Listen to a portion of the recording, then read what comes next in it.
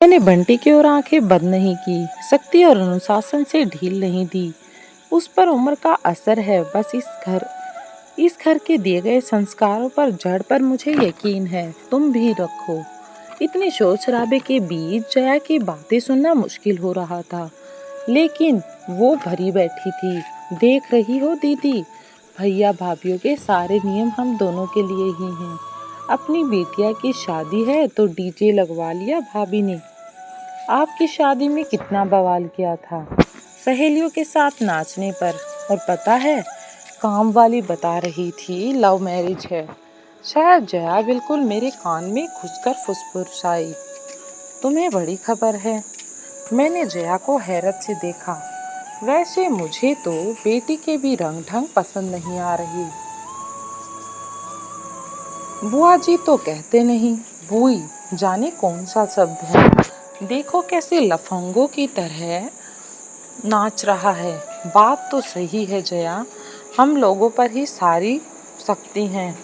जया तो मेरी सहमति पाकर आंखें नचा नचा कर फिर से निंदा रस में गोते लगाने लगी, लेकिन मेरा ध्यान बंटी पर ही जाकर टिक गया।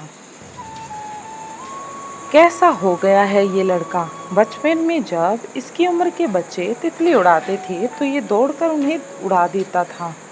बुआ, आज मैंने 4 बटरफ्लाई उड़ाई हैं। ऐसा भोला भाला मासूम बच्चा आज पाश्चात्य रंग में रंग गया है और पूरी तरह से सब कुछ भूल गया है। बात बात पर चिल मारो बुई, टोक दो तो कमून बुई, इस तरह से बोलता है। परसों आते ही भैया से बात शुरू की तो उन्होंने घुमाकर बात खत्म कर दी। मैंने बंटी की ओर से आंखें बंद नहीं की हैं। सख्ती और अनुशासन में ढील नहीं दी है। बस उस पर उम्र का असर है। बस इस घर के दिए संस्कारों पर जहां मुझे यकीन है, तुम भी रखो। जया और मैं खाने की ओर बढ़ ही रहे थे कि पीछे वाले दरवाजे पर कुछ आवाज सुनाई दी। आवाज की तरफ देखकर मैं ठिठक गई। बंटी एक लड़की को कंधे पर हाथ रखकर कहीं ले जा रहा था और लड़की के पैर लड़खड़ा रहे थे। शायद कोल्ड ड्रिंक्स में कुछ मिलाकर पिला दिया था उस बेचारी बच्ची को। छी, इतना गिर सकता है ये लड़का, मैंने तो सोचा ही नहीं था। जया तो दाएं बाएं हो गई। मैं भी तेजी से आगे बढ़ी।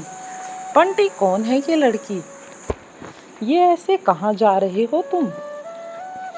बताओ मुझे, आखिर तुम लोग कहाँ जा रहे हो? 1 मिनट बुई। लड़की को पास में रखी कुर्सी पर बिठाकर वह मेरे पास आया। ये दीदी के ऑफिस में काम करती है। यहाँ तो ड्रिंक्स है नहीं। पता नहीं कैसे धुत हो गई। इतनी लड़की हैं यहाँ, ये होश में तो है नहीं, इसलिए इसके घर फोन कर दिया है। वो देखिए, अंकल आ गए। लड़की को इसके पिता के साथ भेजकर वो मेरे पास लौटा और मैं उसे एकटक दिखे जा रही थी